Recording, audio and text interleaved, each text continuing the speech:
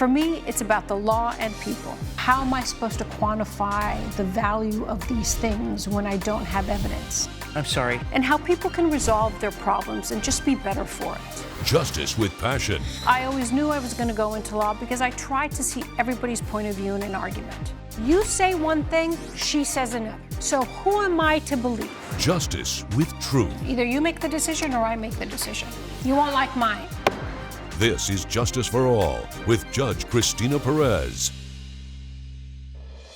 Mark and Nico Wesley are suing Susan Tripoli in the amount of $3,200. The Wesleys claim they were deceived by Ms. Tripoli and believed they were going to adopt a baby, but say she suddenly decided to adopt the infant herself. Okay, Mark and Nico Wesley, you are suing the defendant, Susan Tripoli, because you feel that she intervened in an adoption? Yes. Okay. Yes, Your Honor. Please explain your statement, your evidence that you submitted. What happened? Okay, so we have a 6-year-old daughter that we've adopted. That you adopted. Okay. We got to know Susan. She's a friend of ours and where we live. And we mentored her to get her own child. So that's how we're all acquainted. So she has a daughter herself. Okay. Susan texts us out of the blue and says, the mother that I adopted my daughter from, right, is having another kid that she doesn't want. So me and my husband here, have been wanting to adopt a second, to give our wonderful daughter a sibling. And this mother is the birth mother to your child, Ms. Tripoli? Correct. Why did she approach you or call you? So she found out she was having another child, and I found out 6 months in to her pregnancy. Oh, so she was already 6 months pregnant? Right, so she was 6 months. I received a phone call. What did she ask you to do, to take the child? She did. It was very, very important for her to have her family stay together. I see, for the 2 siblings. Yes. I felt at that time it was just too much, and I said, I met this lovely couple. So you referred her to them? I did. Okay. I referred them. I understand you had a private adoption with this mother for your current child. Correct. And did you adopt private adoption, or was it a formal adoption through an agency? Through an agency. We were the actual experienced ones in this field. So you did an agency adoption, you did a private adoption in Indiana. So then it was up to the birth mother to decide if she was going to have an agreement with you. So what happened with the birth mother? We did have several phone conversations with the birth mother over several months. So were you going to do a private adoption or going to go through the agency again? We were going to go through the agency again. Okay, did the agency know that you were interested in this baby? Well, at this point, it was still not as clear, because when we were chatting with her before our trip to Indiana, which is what these expenses are for, right? She was back and forth. She was with us, and then the next minute she'd be like, "I'm not totally sure. I might want Susan to do it." But Your Honor, I mean, at this point, all across the way, Susan's like, "I don't want the kid. I don't want to do it. I'm a single mom." There was nothing under contract. We had nothing in contract. This is all verbal. Your Honor. We've been over Ms. Tripoli, this. can I try to get I'm sorry, Your Honor. the facts of this case? At this point, you were just talking to the birth mother. Yes. Was any agreement set in stone? Did you No. formalize an adoption agreement? Not at this point. No. Yeah. So then you decided, despite knowing that the mother, the birth mother, was having doubts to give you her child, you still went to Indiana to visit her? For all the right reasons, Your Honor. It's not like we were concerned with the agency. I understand. So we took the trip to Indiana with our daughter, with our beautiful little girl, to show her what a beautiful family the baby would dynamic. have. That's Very all I'm good trying to idea. communicate. Did she change her mind? No. So here's the deal, because we wouldn't have been camping out in Gary, Indiana, right, if we didn't have, at least in our heart, some certainty that this was going to happen.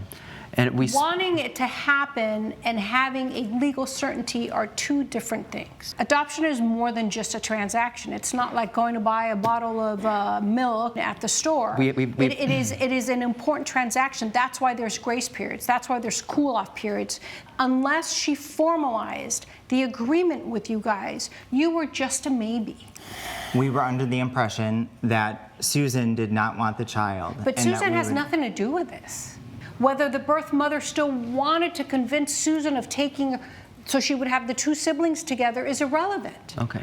Right, so our trip was in good faith to meet with the birth mother, Okay. and in hopes that building a connection with her would strengthen She would formally and Yeah. legally say, okay. $3,200 worth. Okay. And you decided to spend the $3,200. So is this about the money or the child? The baby. I mean, what Today is it's about this the really money. about? I'm pretty sure it's the like- Christmas gift I gave you of the Louis Can't behave Vuitton was more can't than behave this. in a courtroom? So Like, what is it really about? Ms. Tripoli, can I finish? Sorry. Coming up on Justice for All. I mean, I don't understand why you're laughing, Mr. Wesley. If you're so damn intelligent, Exactly. you I would think you're a understand. college Miss Tripoli. graduate. Miss Oh Tripoli. my God, this is insane. Miss Tripoli. This is a circus. Oh. You're despicable. Miss Tripoli. Okay. I think it's ridiculous. Cinder, Excuse me, guys. Excuse can me. you please take Miss Tripoli out of this courtroom? And later, We're out. How many friends? Just two of my buddies, so three of us. We're outside talking. We decided to come back in. When I pulled on the door, it was latched. It was locked. if you'll be in the Los Angeles area and want to bring your case to court, call 1-888-552-6878.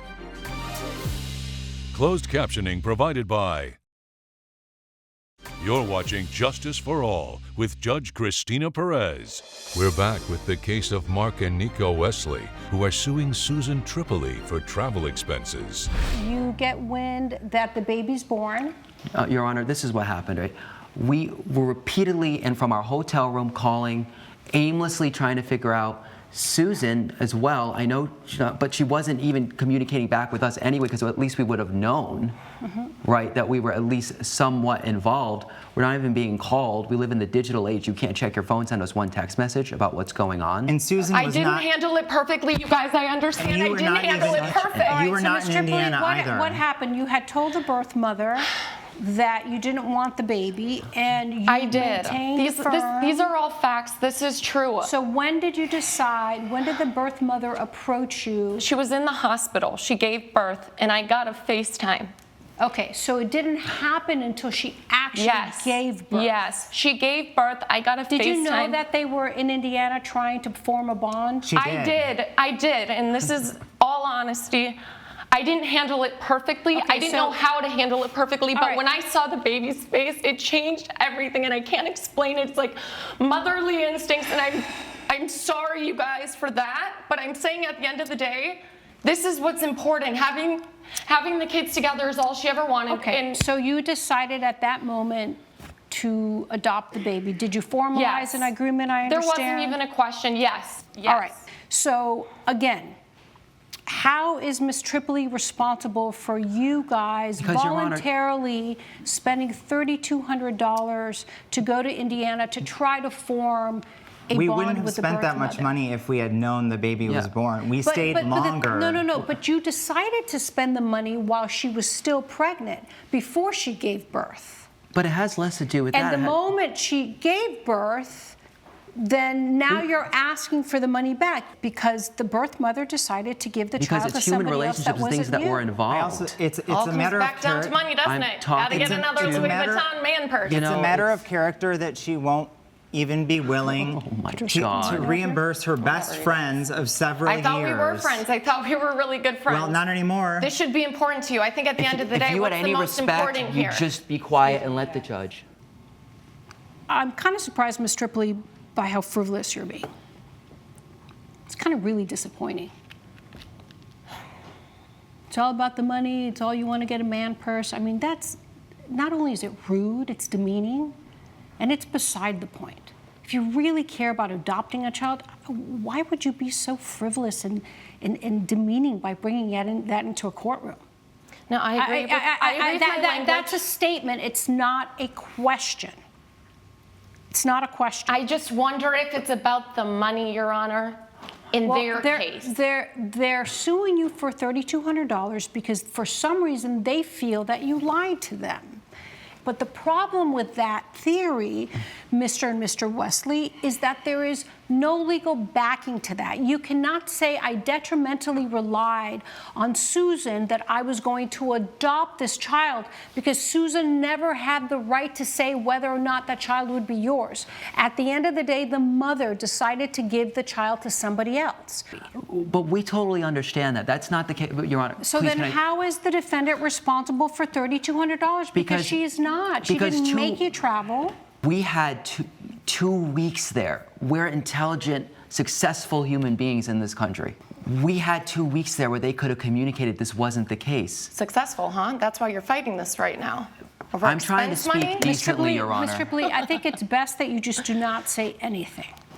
So we had 2 weeks of time, but how do we act like high schoolers, ghosting us and keeping us, we understand, we have adopted a daughter. We do know the legal process. You're not seeing this in a legal way. You have no standing and you have no legal claim. I mean, I don't understand why you're laughing, Mr. Wesley. If you're so damn intelligent, Exactly. you would I think you're a understand. college Miss Tripoli. graduate. Miss Tripoli. Oh my God, this is insane. Miss Tripoli. This is a circus. Oh. You're despicable. Miss Tripoli. Okay. I think it's ridiculous. Cinder, You guys, excuse can me. you please take Miss Tripoli out of this courtroom? Let's go. What? Let's go. Can you please Let's leave? go. I didn't mean to be that way. Can you please leave? Thank you guys. Thank you. Your Honor, I apologize. I can It's see not- I can see your resentment. I get it. Personal feelings have nothing to do with that. I still need a legal claim, you guys. You guys didn't present a persuasive legal claim. But after seeing her attitude, I understand the anger of why you guys are here. And if you came here for the purpose to actually prove a point, you did. So get back on the train again and try to see if you can adopt another baby, okay?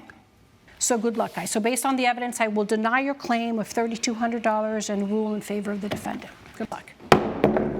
All rise. Judge Perez has ruled in favor of the defendant. The co-plaintiff's claim has been denied.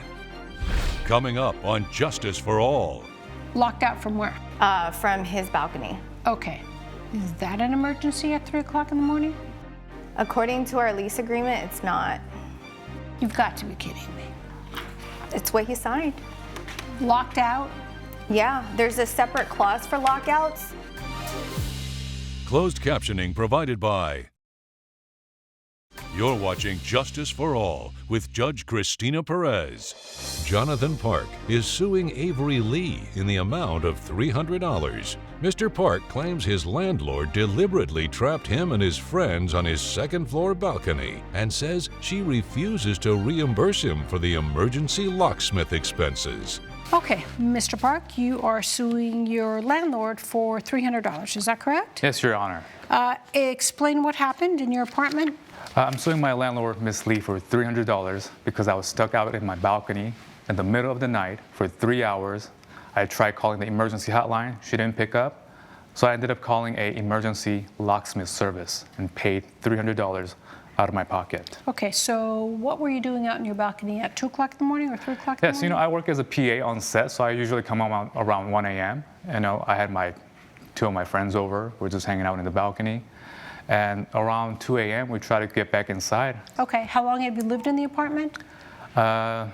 Since last year, November. So apart from this time, no other issues? We had more issues than the balcony door. The washer and dryers never got fixed. I've notified her. They still haven't been fixed. And a towel rack in my bathroom is still broken. All right, so you're aware that his towel rack's not working and that you need to fix the washer and dryers? I've been pretty diligent with following up on maintenance issues. It's an old apartment, so things get broken, but we address things in a timely manner. So did you replace the washer and dryer? Yeah. All right, so then what happened on this day? You come home late from work, you go outside of your balcony. We're out. How many friends? Just two of my buddies, so three of us. We're outside talking. We decided to come back in. When I pulled on the door, it was latched. It was locked. Coming up, A lockout is a separate policy than if it were a emergency situation. I don't like you, Miss Lee. I don't like you and I don't like where you're going. Closed captioning provided by. You're watching Justice for All with Judge Cristina Perez. We're back with the case of Jonathan Park, who is suing Avery Lee for $300. So you did what you normally do. Yes. You weren't out there partying, you weren't out there drinking, you weren't out there doing anything. You were just relaxing in a balcony with your two buddies. Yes, Your Honor. And for some reason, the door is stuck. Yes, Your Honor. You cannot get back in. Correct. What time is it by now? Around 2 a.m., I called my landlord 10 times. I left her first voicemail around 2:05. And I wait about an hour. I call her back 3 a.m., still no answer. I got scared. I started calling for a emergency locksmith service. And what do they do? How did they get into your apartment in the front door? Well, I called about 3 places, and the guy who was able to come, he said it's going to take about an hour. So he came around 4:30. And was your front door locked? It was locked. So he had to break into that lock. Yes. Miss Lee, what do you do when a tenant calls you after hours? Well, if it is an emergency, then we respond within the hour. And how do you determine if it's an emergency? In this particular case, it honestly didn't even sound like an emergency when he first called. His friends were giggling in the background. It was just, it looked like What did the voicemail say? basically it says that he's locked out and he needs to get back in. Locked out from where? From his balcony. Okay. Is that an emergency at 3 o'clock in the morning? According to our lease agreement, it's not. You've got to be kidding me. It's what he signed. Locked out? Yeah, there's a separate clause for lockouts. Do you specifically say being locked out of your balcony is not an emergency?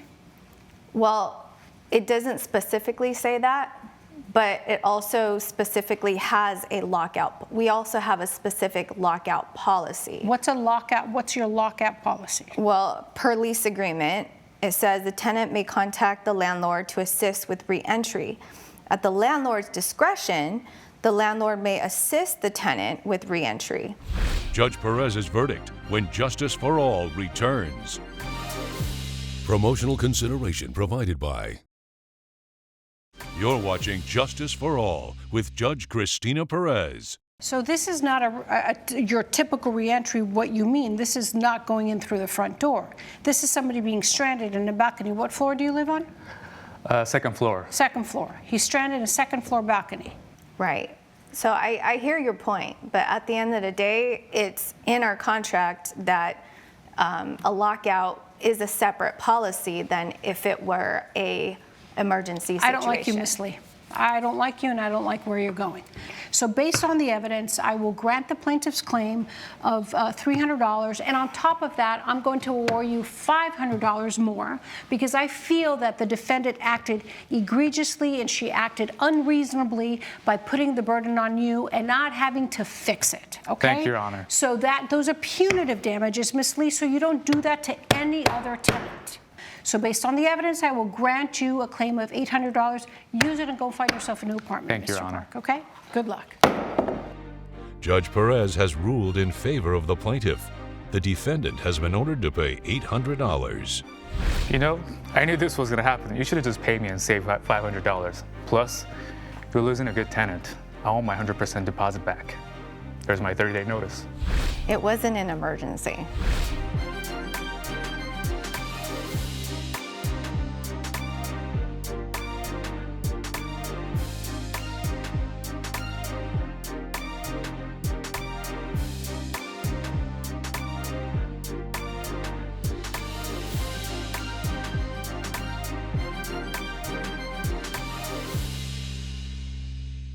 This has been a production of Allen Media Group.